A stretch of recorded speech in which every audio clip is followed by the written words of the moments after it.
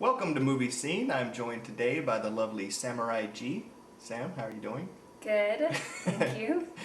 Alright, we're going to list our top 5 movies that we watched in the month of August. Sam's going to go first. Before you get to your top 5, which movies did you watch that did not make the cut? The Little Mermaid. It was a beautiful movie. I did love it. I love Disney. I love Disney movies. It just didn't make it. Hook. Again, another movie that I love. It's just part of my childhood, but didn't make the list either. There's just so many good movies we watched this month. That one just wasn't one of it. Treasure Planet. Again, another another Disney movie that didn't make the cut. Fantastic Mr. Fox. Another really good animation, really good movie. Wasn't there. You and Me, A Tall, Dark Stranger.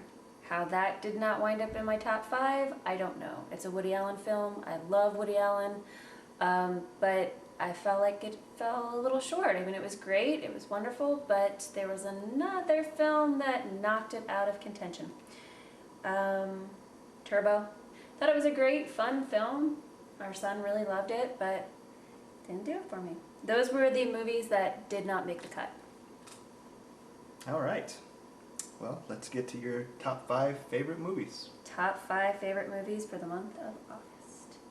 Number 5, The Fisher King. It was a good movie. It was a very good movie. Number 4, World's Greatest Dad. It was a good movie. It was a good movie. I really enjoyed seeing Robin Williams play a different type of character. It was different. It was something that I wasn't used to seeing, and I enjoyed watching it. Number 3, The Zero Theorem. I loved seeing all the different technology things they used and all the bright bubbles, and when he opened the door and saw the bright colors outside versus the dark, drab things in his old church. It was a fantastical movie. Number 2, Corpse Bride. It's just funny, it's silly. The skeletons are always falling apart. There's always the little claymations and how they move and how they interact with each other, and how the whole worlds are normally different. Normally in his claymations there's different worlds and you travel from one to the other and back and forth, and it gives you, again, that whole sense of from lightness to darkness. Tim Burton's amazing. Anything that he does is just so far out. Number 1, Magic in the Moonlight. We watched this one in the theaters.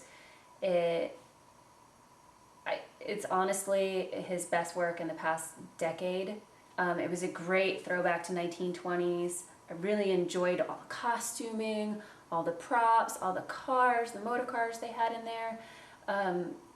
But I loved the theme. I loved the script. I loved the actors and how it wasn't a normal boy meets girl. Emma Stone did an amazing job as portraying a medium.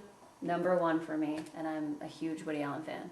And now for my top 5 films, but with the caveat that I'm not including Robin Williams movies or Terry Gilliam movies because I've already ranked those in the previous 2 episodes of Movie Scene, so check those out. These will be the top 5 movies I watched in August, excluding those. Number 5, The Pirate Bay, Away from Keyboard. This is a documentary about the founders of the Pirate Bay, specifically during their trials for copyright infringement, and the filmmakers of this actually released it under the Creative Commons license, which means that and they encourage people to download it and share it. It's public domain, as long as you don't monetize it for gain, but they want to spread it, and it goes along with the idea of the Pirate Bay and freely sharing information. So you can actually check it out on this very channel. I'll include a link in the description below, and there might be, like right here at this moment, annotation that you can click on, and it'll open a new window for that movie. Number 4, The Little Mermaid. This will always hold a sentimental spot in my heart because in the movie theater, watching this is when I got my first kiss My first real kiss. Shout out to Jason Nadler, my best friend at the time. He and I had this brilliant idea to take our girlfriends to the movie theater. So you planned it? Oh yeah, definitely. You know, it was in the works. And we had the idea that when watching it, we went to the bathroom and discussed. We strategized about how we were going to handle this. And we came up with the brilliant idea to kiss our girlfriends at the same time when Ariel gets kissed. That'd be so cool! But our 6th grade minds didn't comprehend that there were going to be a lot of like near misses and falling out of boats and whatnot. That was going to be difficult? Yeah, so we spent the whole movie, like this and like checking each other out. Girls were sitting beside each other. We were on opposites, and we were checking each other out. And we're like, here we go. We'll get the little... And the girl, it was pretty awkward. But either way... kiss the girl. Was it worth it? It's completely worth it. And that's why it's number 4 on the list. Number 3, Pink Floyd, The Wall. Roger Waters may not have liked it, but I would expect nothing less. When I was a teenager, it was rebellious and cool. And then, as in the 20s, my 20s, it became kind of campy and fun thing to put on. But now it's all of that, and I enjoyed it. I don't know why I watched it again, but I did. Number 2, Fantastic Mr. Fox. I thought this was a perfect vehicle for Wes Anderson. It was cool to see his style animated in stop motion. I thought it was a great movie. The music was awesome. Obviously, the visuals are always going to be top notch with Wes Anderson, and he will always get a great cast assembled because of his stature as a filmmaker right now. Number 1, Magic in the Moonlight. And number 1 is Magic in the Moonlight. Your number 1 as well.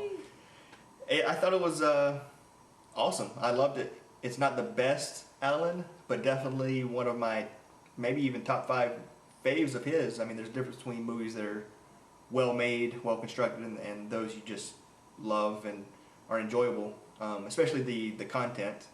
I obviously relate to the lead character for good, bad, better, worse. But Emma Stone, she's charming, stunning, beautiful, and has the comedic chops to pull off the bad acting of her character, meaning that it was good acting. It's difficult to act like you're a bad actor.